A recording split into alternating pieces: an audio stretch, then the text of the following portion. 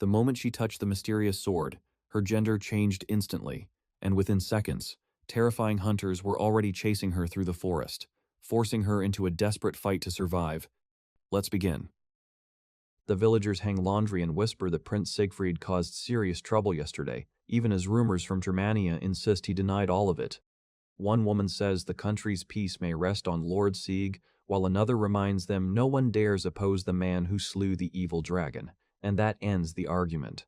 Their gossip turns playful as one laughs that even if every woman united, they still would not stand against him, and another jokes they should sneak into the castle next time.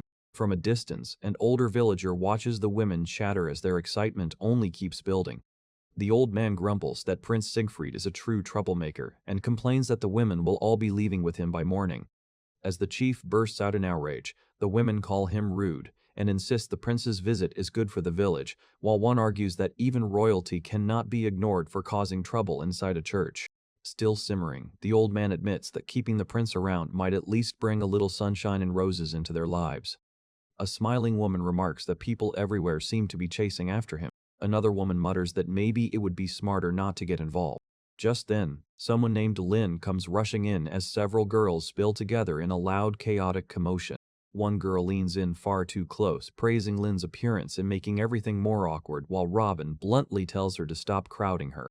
The others remind Lin that Lord Sieg invited her yesterday, and they immediately press her on why she is acting so different now. The girls tease that Sigfried did not come for someone like Lin, then make a rude joke about who he did come for instead. Lin smirks and says that if the prince had asked, she would not have refused his questionable request. Robin quickly denies having any such experience and insists she is not curious. But that only makes the others more excited as they keep pressing Lin. Lin grabs Robin's face and criticizes her clumsy makeup, reminding her that she already showed her how to do it. As Robin sits there helplessly, Lin says she will just have to teach her again.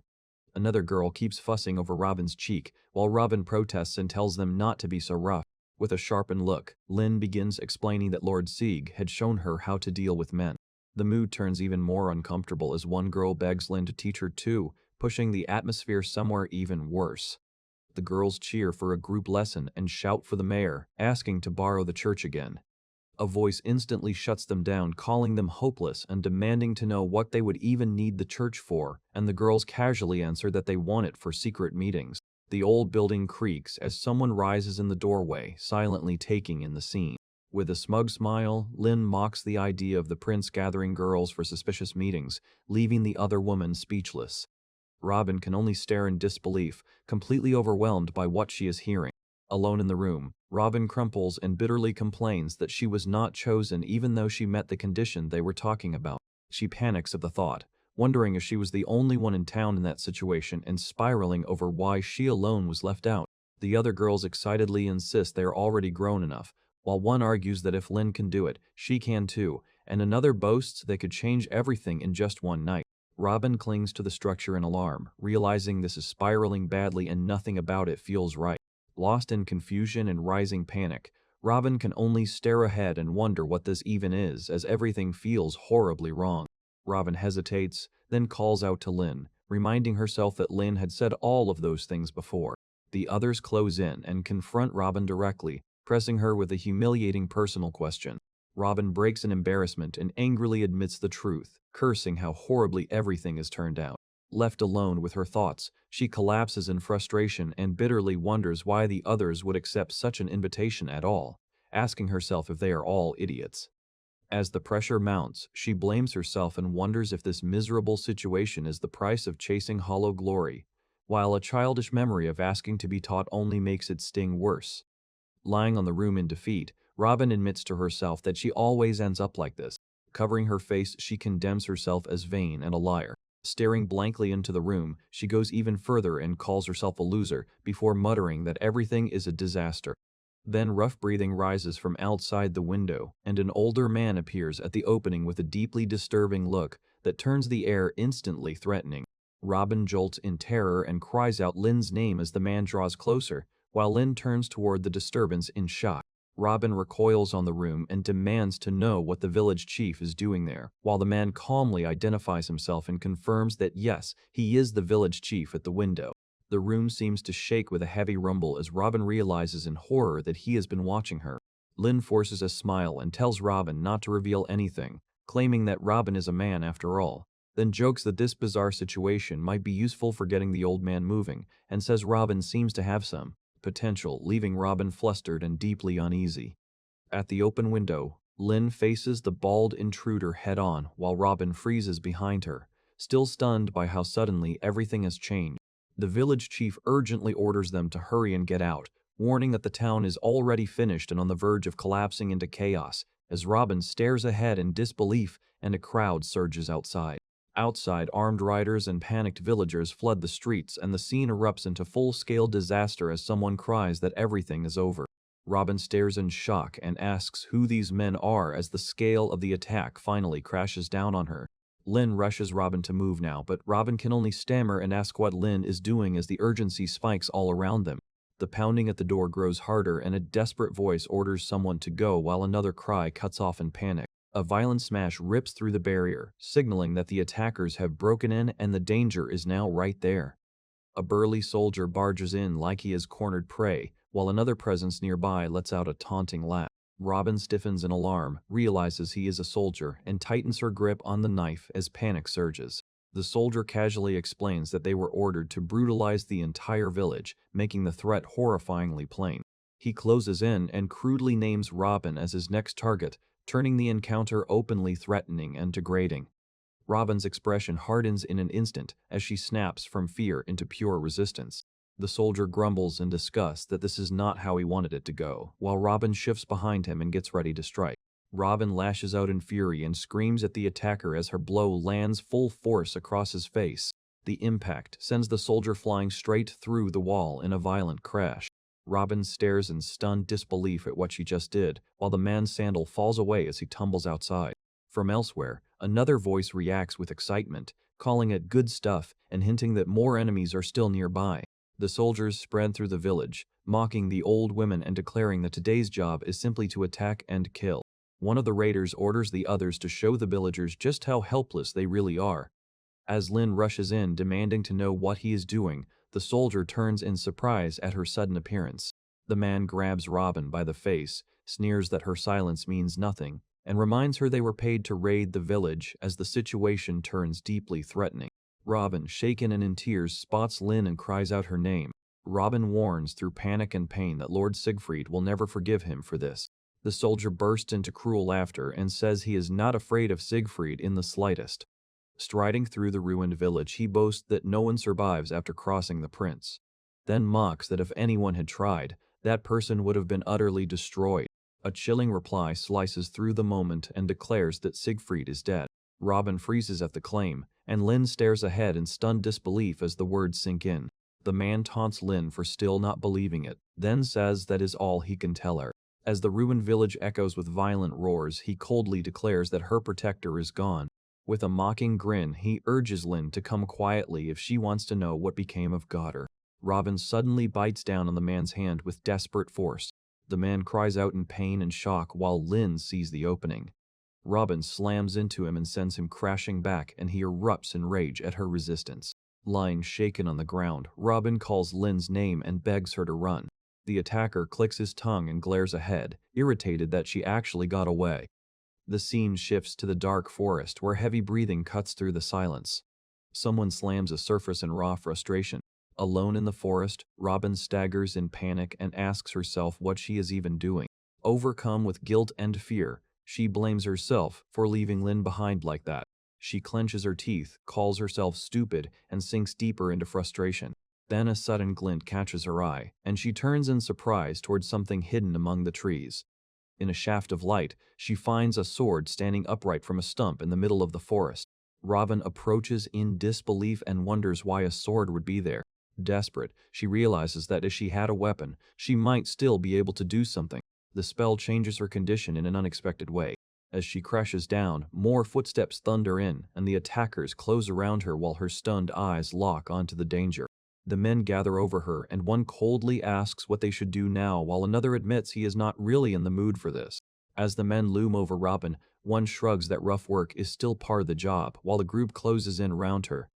The spell changes her condition in an unexpected way.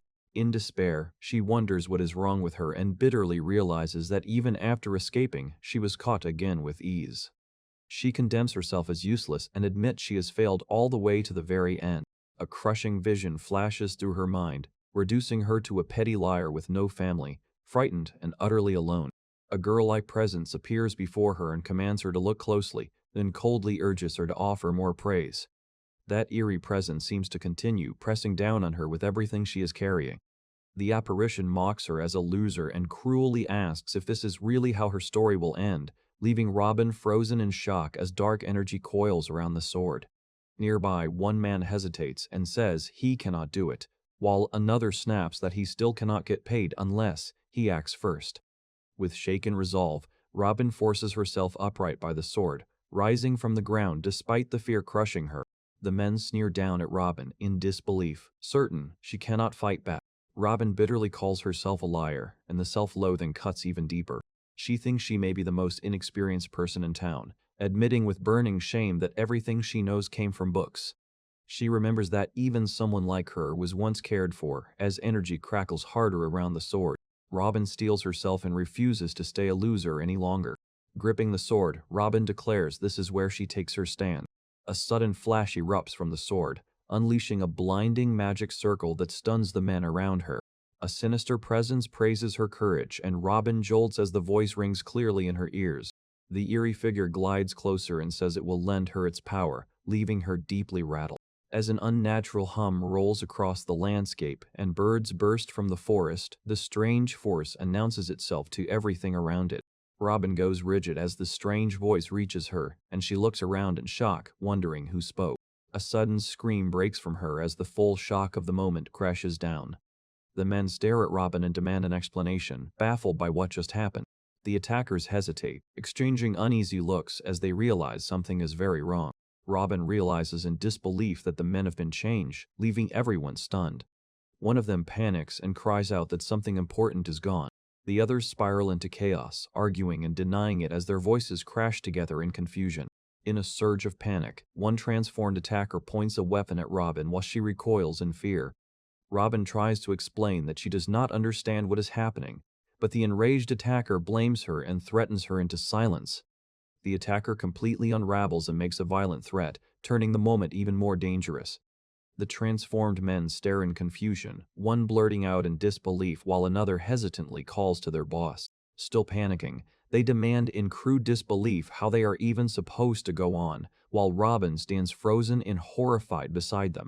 A strange silence falls as one of them suddenly goes blank, then another nervously urges the boss to hold on.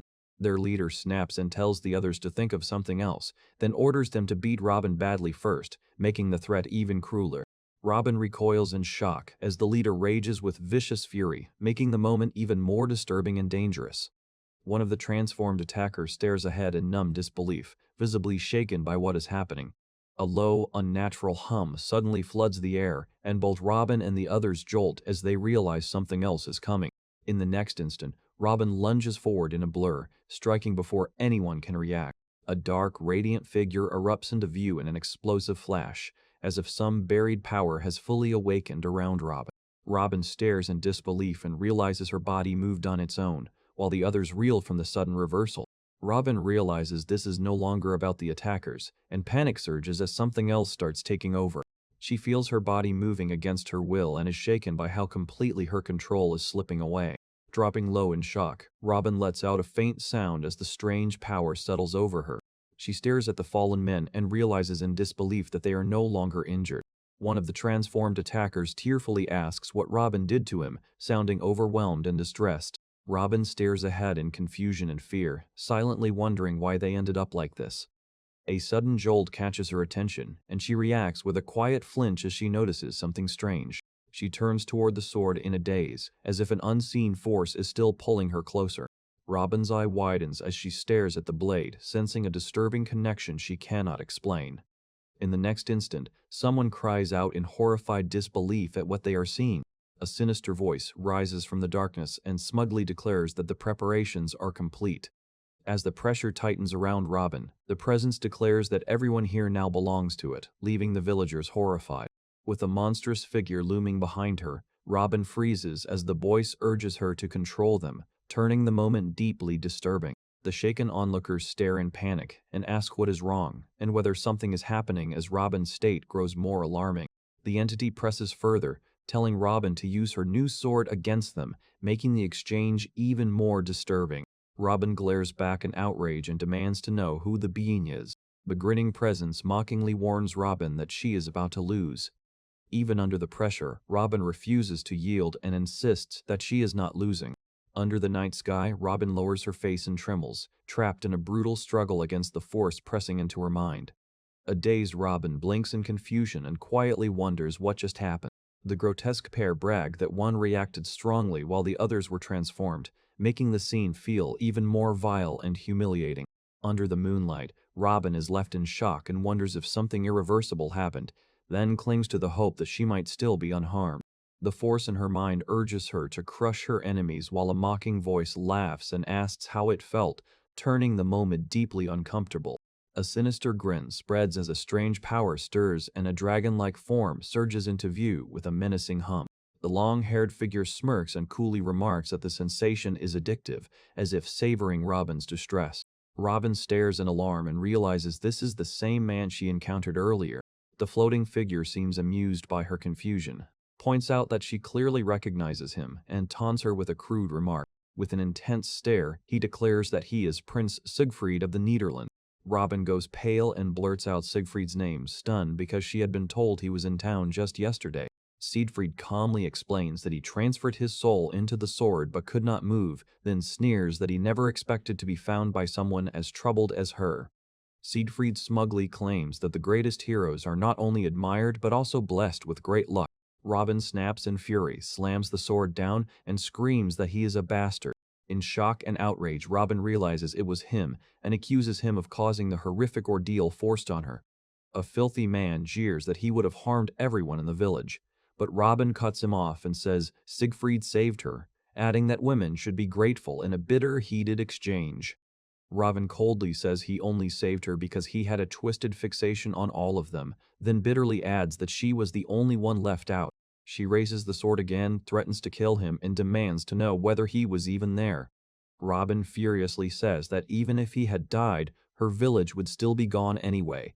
Sigfried suddenly catches the word village and asks what she means. As heavy footsteps close in through the darkness, Sigfried notices the movement and the mood shifts instantly. A pack of monstrous attackers charges in roaring, throwing both of them into immediate danger. Robin urgently says a gang suddenly appeared and started burning down the village, leaving Sigfried stunned. As the horror sinks in, Sigfried realizes it happened while he was celebrating his own death. He snaps in disbelief and demands to know what she is saying. Robin shouts that his rambling can wait because they will die if he does not give her the same power as before. As the sword reacts, Robin bitterly reveals that the attackers did not stop at killing and targeted the women too. Overcome with rage, Sigfried curses the attackers as cowards. A fierce power surges out as Sigfried barks at Robin to brace herself and declares that the game is over. Robin yells at him to stop fooling around, shut up and cooperate. A monstrous wave rushes toward them with a roar as battle explodes around Robin. The attackers panic, shout that the enemy is behind them, and realize the monsters have arrived. Robin drives the weapon down with explosive force, blasting the surrounding attackers away in a violent shockwave. A massive blast thunders through the area, and someone turns in alarm, unable to understand what just happened. The ground collapses and splits apart as the impact tears through the battlefield, scattering the attackers. Amid the crackling aftermath, a stunned voice realizes the weapon in the crater is a lance. High above the village, the winged commander senses the disturbance and turns toward the sudden light, with sharpened focus. Robin notices the figure and urgently calls out, demanding to know who it is and telling her to wait. As the figure moves away, Robin realizes she is heading toward the village and fears reinforcements are arriving. In the village, armored women stand among captives and ruins, revealing that the settlement has already fallen under their control. One captive hesitantly asks whether those people are the ones who saved the villagers, while another watches in uneasy silence. An elderly villager, overwhelmed and confused, wonders what is happening and asks if he has somehow reached heaven. The armored woman coldly tells the old villager that he is still alive, and says she intends to make sure he remembers it, while he trembles and realizes this is no heaven. With a sharp step forward, the winged commander orders the troops to fall in as the armed ranks close around her with disciplined force. She praises her soldiers for their work, orders them to maintain perimeter security, and commands them to purge any remaining treacherous bandits, drawing an immediate acknowledgement. As the commander comes into view, one onlooker is struck by her appearance, while another nervously notes that she does not look human. The shaken villagers stare at the knights in awe, murmuring that they shine like the moon and calling them a remarkable order of knights. Addressing the village chief, the commander calmly states that today has been a great calamity. The old chief steps forward and asks the mysterious women who they are. The commander answers simply that they are passing knights. The grateful chief thanks them profusely and offers a reward, but the commander immediately replies that they are not mercenaries. She tells the chief that if he wants to spend money, he should use it to rebuild the village. Hearing the commander refuse any reward with icy grace, the young villager stares at her in awe as admiration ripples through the crowd. He steps forward in earnest desperation and insists they cannot just do nothing, offering some form of repayment for saving them. The armored woman repeats his words with sudden interest, and his face locks as he realizes how careless that sounded. He hurriedly tries to explain he only meant a small token of thanks, but she cuts him off before he can recover. The exchange turns excruciatingly tense as she presses the point too far, leaving him flustered and trapped. The surrounding villagers fall silent in shock, while the young man nervously apologizes and explains that he already has a wife, adding that he only meant a simple gesture of gratitude. She goes blank with confusion, repeating that he has a wife and wondering what that is even supposed to mean, still clinging to the misunderstanding. Another armored woman abruptly ends it with a kick, declaring that enough is enough and crushing the absurd exchange on the spot. As the first woman sprawls in the background, the newcomer politely asks to be excused and tells the young villager not to worry, saying the other woman probably misunderstood. She then turns to the fallen princess and dryly remarks that the kick nearly killed her, while the princess says they do not have time for dames and must leave soon. The old villager hurriedly calls out and asks if they are leaving already, begging them to wait. Spotting Lin, the young woman nervously steps forward as the old man echoes her shot. Shaken, she asks if they can take her with them. When asked why, she explains that she is not trying to show off and insists that she truly wants to become strong. She admits that she wants to become strong like Lin. Gathering every bit of courage she has, she desperately begs Lin to take her along. The plea leaves her frozen with tension as the armored woman gives her a measured, unreadable look. The armored woman says she has no intention of keeping unripe seedlings around, then reveals she has a different idea instead. She firmly orders the girl to go to the rose garden, leaving her stunned by the sudden command. The armored woman says they will see whether it holds the kind of flower she would want, and whether the girl can reveal what kind of flower she truly is. As morning breaks over the village, the workers carry on with their chores and one man casually tells another not to overdo it. Nearby, Lin sits alone in the grass, absent-mindedly listening to the faint village chatter as she drifts into thought. She reflects with quiet regret that they left before she even learned the woman's name. Looking at the item in her hand, she notices the words Rose Garden and stares at it in confusion. As she starts to open it, she wonders what it could be, but the paper suddenly tears in her hands. At that exact moment, a mysterious figure appears and bluntly asks whether she is interested in girls, startling Lin so badly that she yelps. The figure tells her not to jump like that, then matter-of-factly says that is exactly why she cannot get anywhere with that woman. Still flustered, Lin asks if he knows her, and he replies that somehow both yes and no are true. He begins to explain with deliberate mystery that the answer is both yes and no. He then reveals that her name is Brynhildr, and that she is the queen of the neighboring kingdom of Burgundy. Lin reels in shock as he confirms that Brynhildr is not merely extraordinary, but a queen. When Lin asks what he means by comparing her to a flower, he brushes it off with a smug remark about women wanting to look impressive. Lin quickly asks how he even knows the queen, and he insists she should not get the wrong idea because he is supposedly a decent man, which only makes him sound worse. After taking a heavy hit, he casually downplays everything and reduces Brynhildr's past with him to a disgraceful claim, telling Lin to calm down.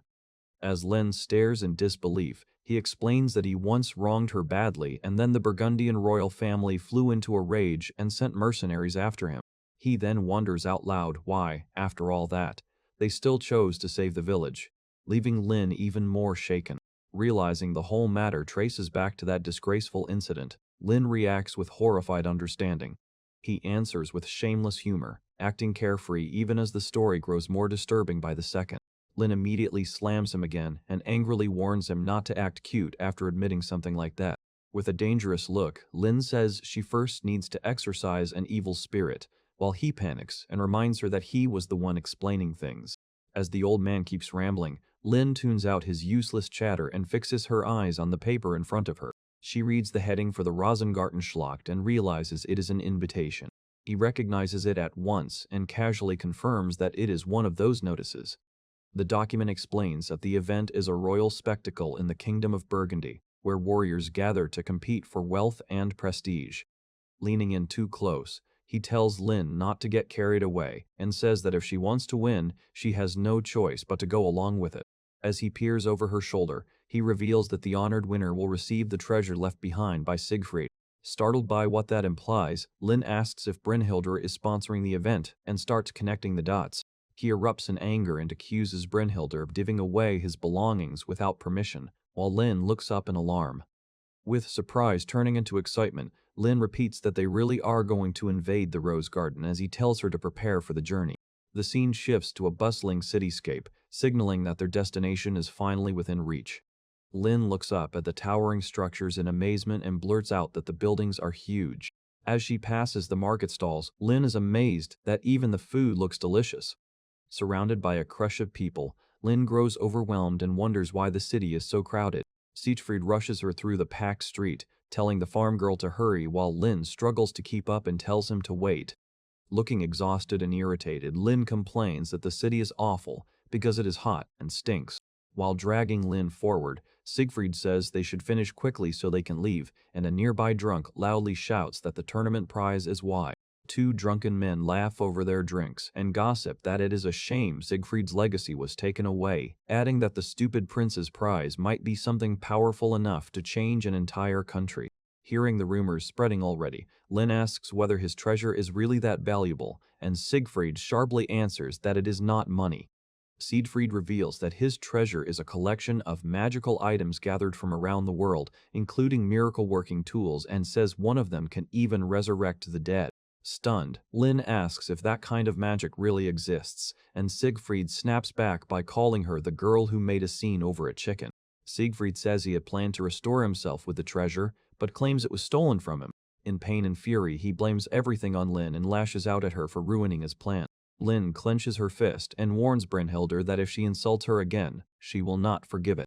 As they move on, Lin says she does not care about the treasure and only wants to get into the Rose Garden. With an eager grin, Lin imagines that if she wins, Brynhildr will finally praise her. After getting smacked down and crying out, Lin is shoved along as she is told to stop obsessing over Brynhildr and go run errands instead. Lin suddenly realizes they cannot enter alone and explains that the tournament requires a team of 3. Sigfried dryly replies that his presence should already be more than enough, leaving Lin baffled by his confidence. Fired up, Lin insists she absolutely wants to win, then points out they still need one more teammate and asks where they are supposed to find a famous swordsman in a city this huge. As they walk through the street, Lin starts to say that the Prince of Berne is definitely the one they need, when a voice cuts in to say they are not done yet. The bandit sneers that they cannot get away with this, and accuses them of trampling a powerful man's little girl. A quiet apology suddenly cuts through the standoff. The hooded figure bows low, asks for forgiveness, and admits it was not intentional. The crowd watches uneasily and murmurs that the troublemakers are former Roman soldiers, calling the whole scene absurd. One of the men answers the worried father by saying, "The girl is fine." The father calmly says his daughter is not that weak. The daughter blandly adds that she only said she was not feeling well. Delighted, the bandit praises her as exactly what he would expect from that father's daughter and marvels at her boldness. The hooded figure smiles awkwardly, says the matter has been forgiven and settled, and warns them to be more careful next time. Before the tension can fade, someone strikes with explosive force and sends the man staggering. A brutal impact lands, and the hooded figure screams before collapsing in shock and pain. The father coldly remarks that his daughter is not angry, but pointedly asks whether that is really the truth. The spell changes her condition in an unexpected way. Hearing another scream, Lin and the others turn in alarm, and one of them asks if they should stop this. One of the former soldiers sneers that no one has any right to complain because those men are supposedly hardened soldiers. He then turns to the girl and drags her into it as well, earning only a confused reaction. The hooded figure lies battered on the ground and weakly calls for help as the beating continues. Lin hesitates, but a voice firmly urges her to do her best. She remembers warm encouragement telling her that she will be the best and that she is someone's inspiration. Steeling herself, she grits her teeth in determination and prepares to move. A man looms over the scene and says this will be quick, adding immediate pressure as Lin faces him. Lin lowers her gaze and bitterly admits that until now, she has been nothing but a loser. One of the soldiers points at her and mocks her, saying it is time for her to show what she can do. In one sharp motion, a weapon is drawn, signaling that Lin is finally ready to fight back. As a blade flashes past, Lin coolly says she had heard they were elite soldiers, leaving one man startled. She glares at them and declares that they look less like soldiers and more like common thugs. A strange figure offers help and says they should end this quickly by borrowing her body, but she refuses without hesitation. The men laugh it off, saying they are not the type to raise their hands against girls, and reducing her to a joke. Lin fires back that someone as ugly as him does not even count, hurling his insult right back at him. The next instant, a heavy blow crashes into Lin, and she cries out as the attack slams into her. Dust skids beneath rushing feet as someone steps forward, and the standoff around Lin suddenly grows tenser. A long-haired man tells her these enemies are nothing special and asks what she plans to do if she refuses his help. Lin says she chose to change on her own, and if she is going to rely on that power, then she has to face this herself. Forcing down the fear clawing through her, Lin insists that taking the easy way out would only make her look pathetic. She plants her foot and firmly declares that this is her fight, ordering him to stay back and watch. Something cracks through the air, and the man looks on in surprise as the real clash finally erupts. Lin stumbles back from another crushing strike and groans in frustration as she struggles to stay upright. The soldiers laugh at her, call her an amateur, and tell each other not to end this too fast. One man makes the situation darker, while Lin stiffens as the threat around her grows worse. As a hand reaches for her, Lin recoils in alarm when the man casually calls out to her like she is beneath him. The long-haired man steps in front of Lin and warns her not to fight foolishly with her own sword. He tells her that if she does not want his power, then she should at least use his sword and copy his movements. Lin freezes at the word copy, and he sharply snaps at her to focus. He tells her to follow closely, then lunges forward as a soldier raises his weapon to meet him. As the slash rips through the space between them, the soldier is caught off guard, and Lin watches in stunned disbelief. Seeing how deadly that distance is, Lin realizes that if she steps in that close, she could be cut down, and the word copy keeps pounding in her mind. Even then, she suddenly refuses to retreat. Lin steels herself and decides that this time she will not back down. She rushes straight in behind the attack and declares that she is done running. The spell changes her condition in an unexpected way. Lin stares in shock as a flash ends the clash and someone declares that the soldier is finished. The fallen man lies sprawled in pain, reduced to weak cries as the blow leaves him helpless. A soldier calls out in confusion while another demands to know where that reckless fool went. Lin throws herself into the motion exactly as taught, and a soldier blurts out in shock as her strike tears through the opening. The long-haired man surges between two soldiers while Lin stays right behind him, tracing the same path of attack. Steel crashes from every side, but Lin keeps moving through the chaos as enemy blades are knocked aside around her. With her eyes wide in disbelief, Lin realizes Siegel's movements are unbelievable and that she can actually fight. Onlookers point her out in astonishment, while Lin stares ahead in a daze and realizes she is truly keeping up. As a soldier charges from behind, Lin keeps pushing through the fight, leaving everyone else unnerved by the look on her face. Breathless and shaken, Lin feels a fierce new resolve and decides she wants to grow even stronger, more and more, just like her. Lin drives herself harder, and the pressure of the fight surges as she attacks with even greater force. A soldier stares in alarm while Lin keeps pressing forward, determined to do even more. A projectile cuts across the scene, but Lin twists past it and keeps coming. Lin asks if that move was impressive, while the man beside her gives only a calm reply as another enemy is sent reeling.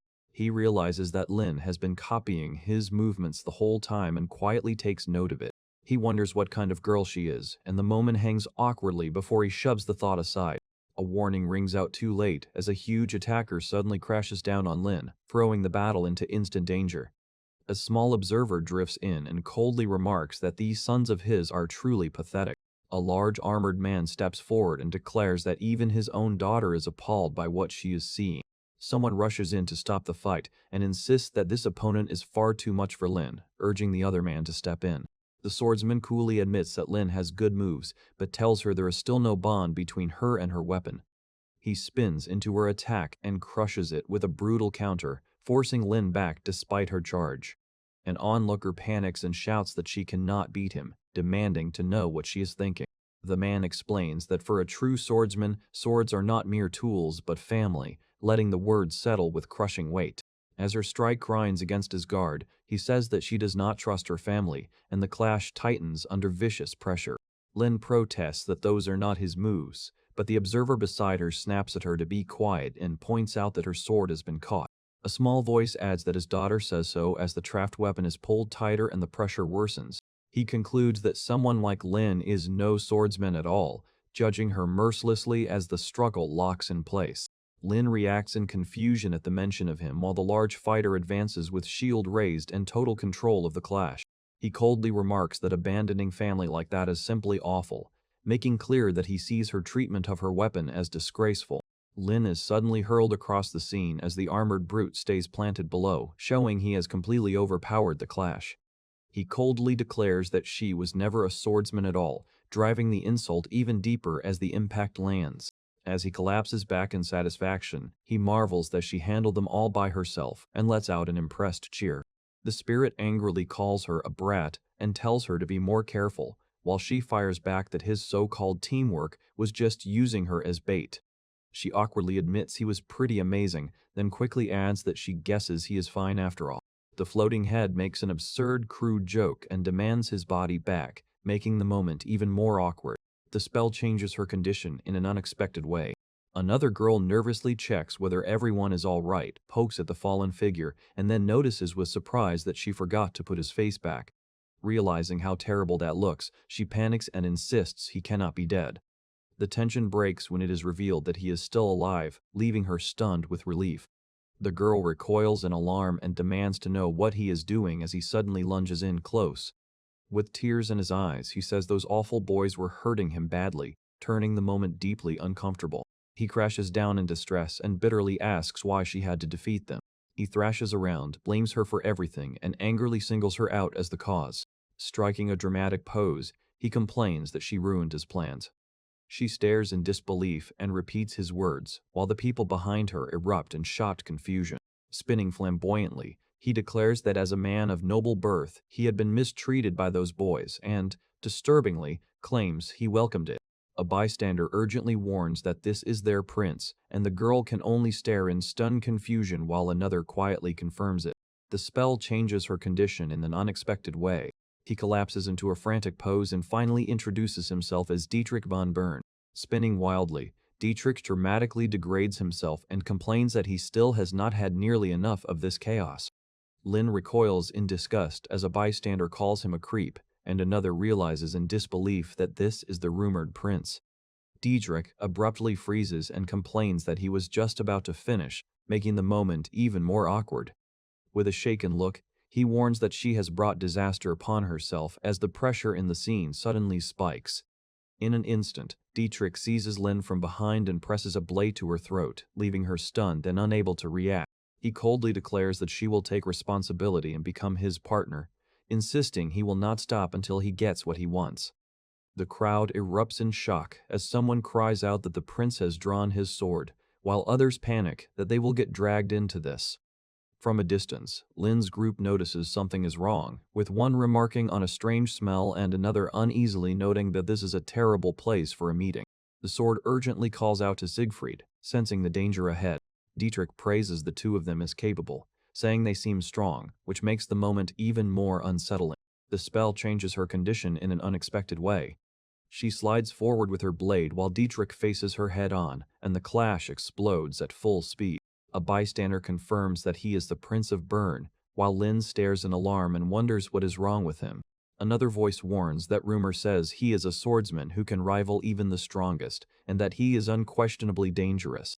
Dietrich grins wildly and says it has been a long time since he fought seriously, then insists that this should be left to him. Lin protests in panic and tells him to calm down as the situation grows even more unstable. Sigfried tells Lin that she has talent, but says she must watch and learn because this is a real fight. As Sigfried takes hold of Lin to guide her movements, she warns him not to lose while using her body. Dietrich fixes his gaze on them and calmly says yes, as if accepting the challenge without hesitation.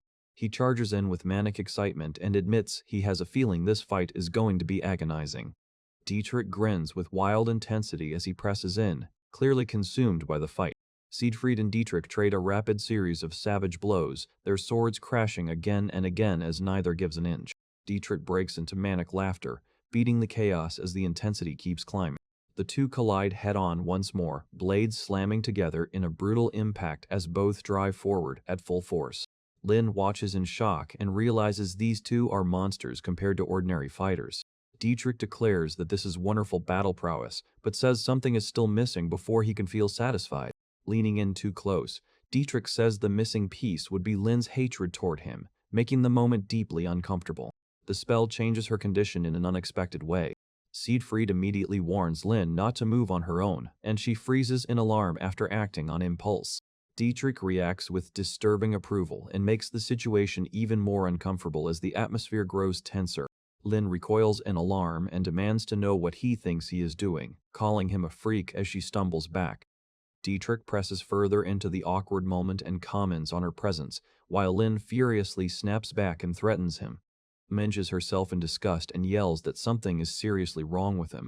He reacts with disturbing excitement while Lin screams at him to stay away, calling him disgusting over and over. The clash erupts with brutal force, and Dietrich shamelessly urges it on as he calls the exchange wonderful. After the burst of action, Lin catches her breath, then notices something strange and reacts in confusion. Looking up, she realizes his sword has changed shape and blurts out that it now looks like a massive halberd. Another observer blurts out in shock that his sword suddenly grew larger and wonders if it is a magic weapon, just as a heavy step slams down. Dietrich grins calmly and declares that this time he intends to get serious. He brings the oversized weapon crashing down with overwhelming force, smashing into the ground and blowing apart the stone floor. The spell changes her condition in an unexpected way. As their blades grind together, an onlooker stares in disbelief that he is taking on the anicap and wonders if that enlarged weapon is some kind of magic sword. Dietrich insists the fight is not over yet and claims the weapon's terrifying power is being driven by his warped fixation. With a grim expression, he declares that pain only makes the experience more meaningful for him, making the moment even more disturbing. Another fighter laughs in open disbelief at that twisted claim, then rushes in and slams a strike down as the weapons collide again in a violent burst. Dietrich jerks his head forward and rejects the statement outright with crazed intensity. The battle explodes into a storm of repeated clashes as both sides drive forward relentlessly, their weapons crashing again and again without pause.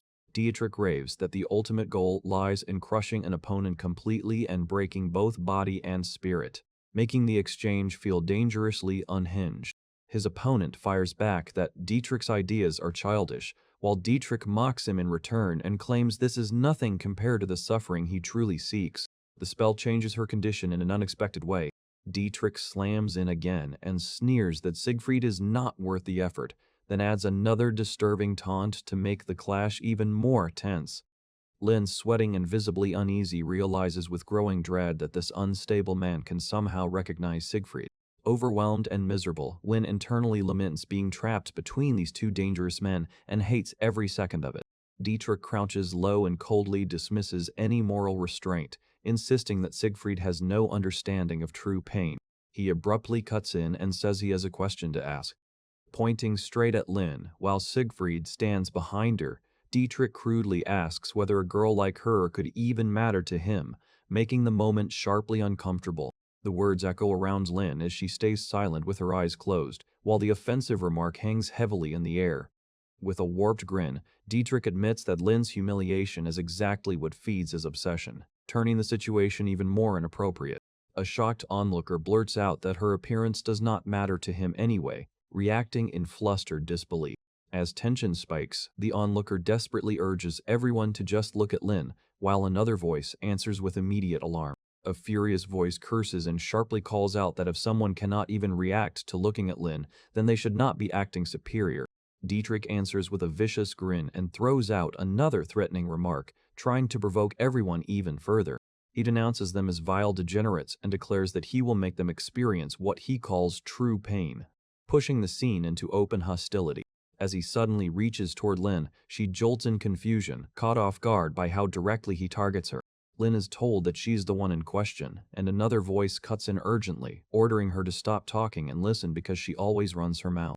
Lin raises her weapon overhead with a furious glare, clearly done enduring the humiliation and pressure closing in around her.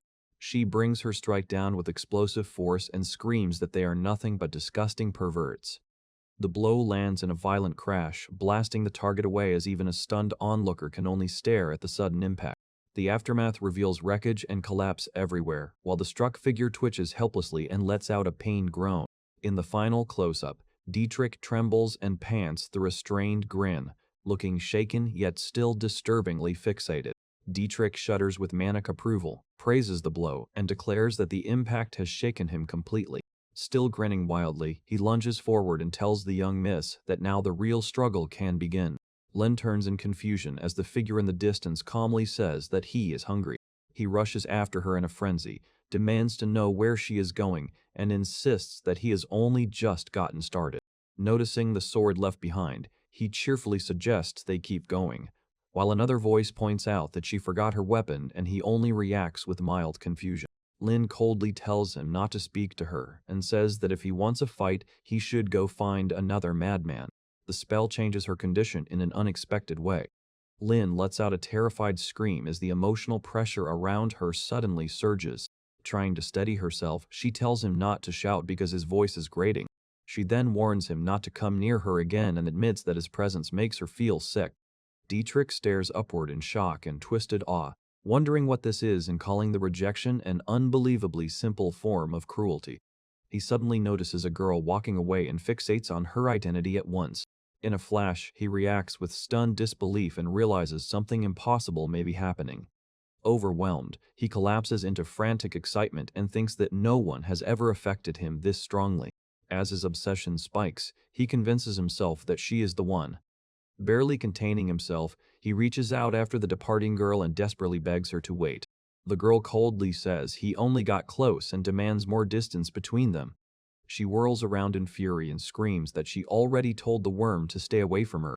Looking down on him with forceful certainty, she declares that she has finally found her target. As something rises nearby, Dietrich gazes at it in reverence and murmurs that it is his queen.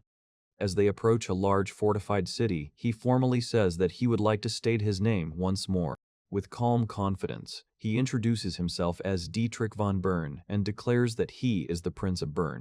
He tells Miss Lin not to be angered, says he has long been searching for a queen like her, and pledges himself as her servant. He adds that he has even prepared a horse for her.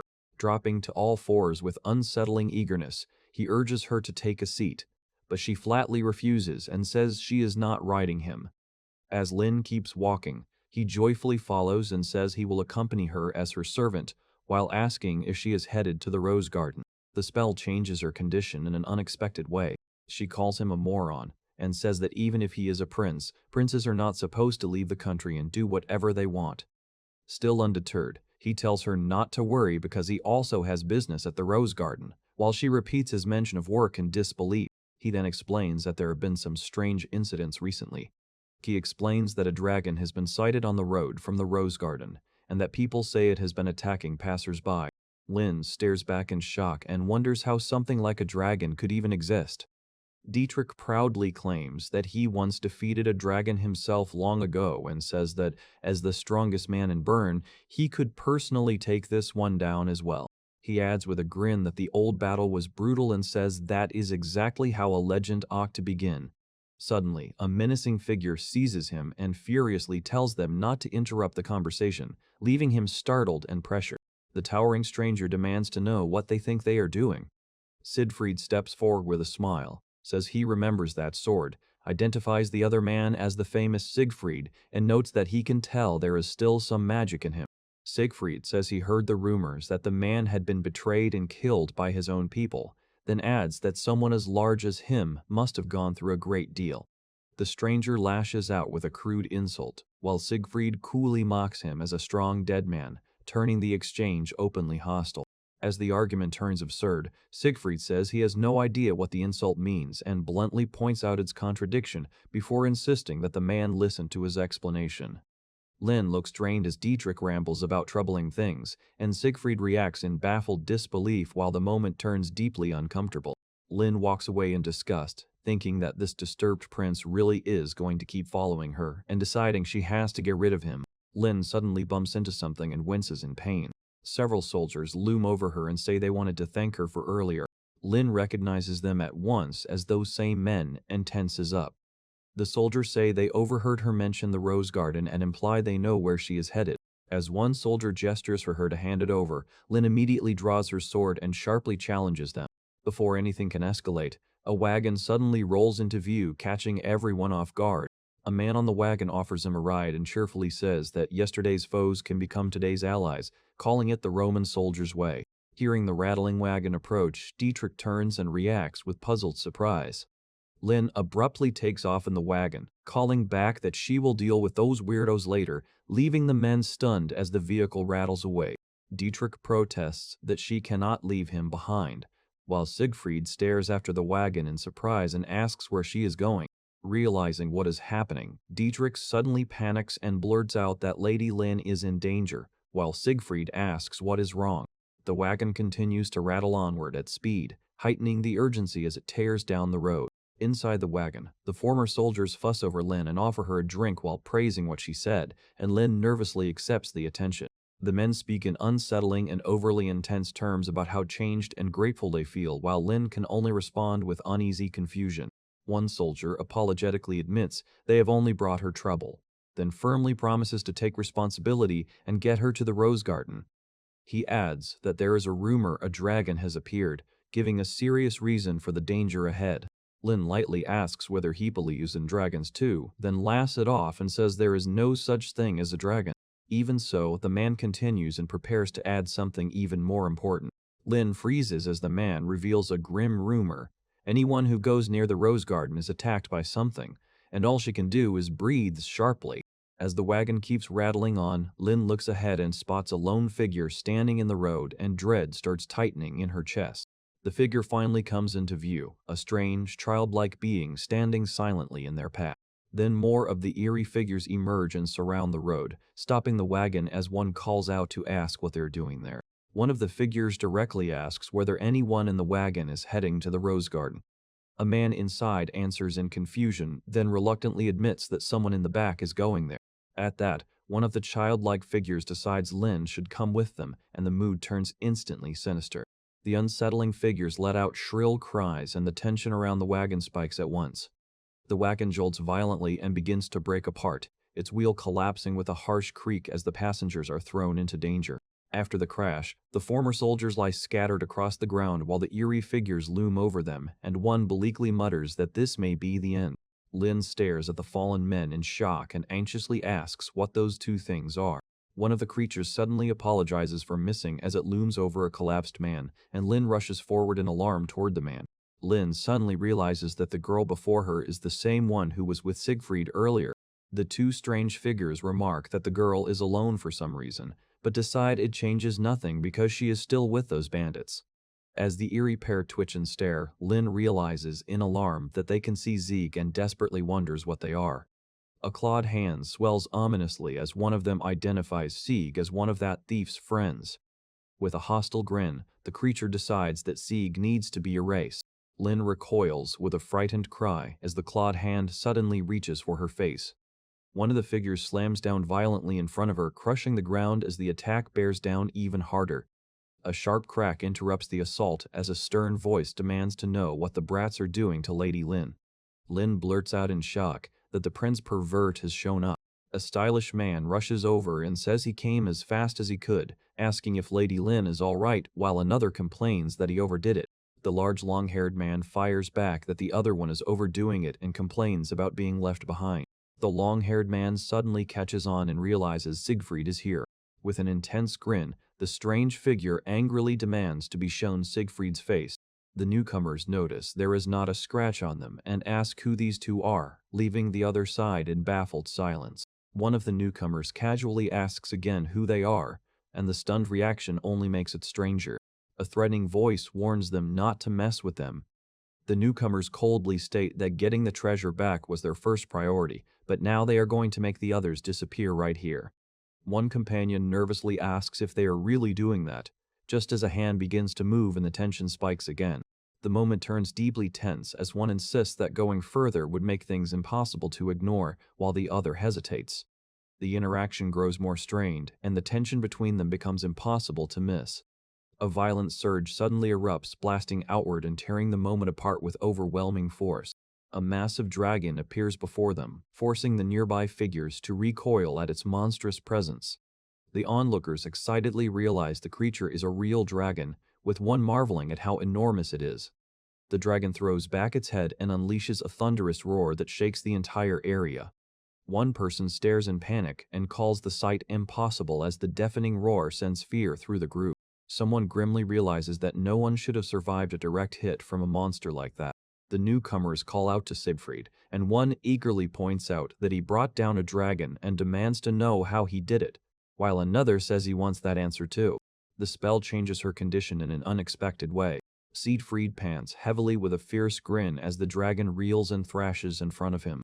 He praises the dragon's strength and declares that this is what he calls a true dragon. As the dragon flails, he laughs wildly and says the force of the fight is almost too much even for him to endure. The women stare in stunned disbelief, and one awkwardly makes a joke as the atmosphere turns uncomfortable. The dragon folk leans in with a harsh grin and says he remembers the last time, vowing to defeat her again and repeat what happened before. The girl explodes in anger and curses at him, demanding to know if he means that time. The dragonfolk glares ahead and accuses them of wronging his brother Fafnir, leaving the others stunned. As someone blurts out in confusion, the dragonfolk angrily insists that his brother was wronged and calls the girl his little sister. He roars that he will kill him, his rage erupting with violent force. With a crazed smile, he says he will turn the tables now and calls on Lin to help him. The long-haired fighter declares that bringing this creature down is his duty, and he furiously vows he will not let Lady Lin suffer at anyone's hands. Lin stares ahead in panic, completely overwhelmed as she struggles to understand what is happening. She realizes there is a dragon in front of her and two dangerous men behind her, leaving her trapped and horrified. Faced with an impossible choice, she thinks that if she wins things will only get worse, but if she loses, she will die. As the pressure closes in, she panics and desperately asks herself again and again what she is supposed to do. In tears and shaking, she finally forces herself to decide and yells that she will do it. She charges forward with fierce resolve beside the two men, shouting that it is time to hunt a dragon. The dragon roars that Sigfried will pay for disgracing his kin as two fighters rush straight at it. One companion bluntly tells the furious dragon that everyone already knows she is angry because of what happened to her brother, while another dryly notes how obvious her rage is. The dragon lets out a savage roar and surges forward in pure fury. Lin and the long-haired fighter dash in together and slam into the dragon with a sudden heavy strike. The spell changes her condition in an unexpected way. With a taunting grin, Sigfried says it is only fair since he already dealt with the dragon's brother before turning his attention to her. Lin follows through with another forceful blow, pressing the dragon back against the trees. As the dragon cries out, Lin nervously asks if the attack worked, and Sigfried snaps at her for hesitating. Dietrich bursts in with manic outrage, shouting that the dragon is his prey and demanding to know why they are trying to take her down so quickly. As he leaps toward the dragon, he insists that the most important part is dragging the moment out. He closes in on the dragon and makes the situation feel increasingly disturbing. He crashes into the dragon with brutal force, sending both bodies tumbling in a violent impact. Watching the collision, Sigfried reacts with impressed surprise while Lin stares ahead in tense disbelief. Dietrich coldly says his last hit was only a light touch and presses the dragon for a response, making the moment feel deeply uncomfortable. The dragon answers with calm acceptance as debris shifts around her. The dragon declares that she will stop holding back, and a violent surge of power starts gathering around her. Lin stares up in alarm as the dragon suddenly transforms into an armed form. A blast erupts from the dragon with a deafening roar and explosive force. As a figure drops from above, Lin panics and shouts for the prince. The dragon turns sharply toward Lin, declares that she is next, and Lin freezes in shock. The dragon's attack tears across the area in a sweeping rush, blasting through the ground as a horned figure leaps clear. Dietrich twists through the air and throws himself back into the fight with savage speed. With Lin pulled close beside him, Dietrich mocks the dragon by saying her fire is weak, while Lin looks shaken by the pressure. Dietrich laughs in the dragon's face and declares that her scales and breath are nothing like Fafnir's, insisting that such weak attacks could never stop him. As Dietrich keeps Lin near him, the dragon towers above them and unleashes a violent rain of destruction that tears through the ground around them. Lin recoils in panic while Dietrich realizes the dragon is even faster than her brother and the danger spikes instantly. The spell changes her condition in an unexpected way. A crushing counterattack slams down onto the dragon, and the attacker mockingly offers thanks as the impact drives her into the earth. Seeing the white-haired fighter still moving, Lin cries out in relief for the prince, while he boasts that he is the only one allowed to break himself, and another man curses that he got in the way. With a twisted grin, Dietrich eagerly tells Lin to stay behind him. He looks completely unhinged as the moment turns deeply uncomfortable and his words grow more unsettling. The dragon crashes through water and stone with a heavy impact, letting out a pained reaction as the force sends her skidding across the area. The dragon rises in a towering armored form and releases a piercing screech as overwhelming power surges from her body. Dietrich tells Lin to get behind him while grinning that this is a real fight, and Lin looks alarmed by his reckless excitement. The dragon lunges in close with a ferocious roar, towering over the group as the pressure of her attack bears down on them.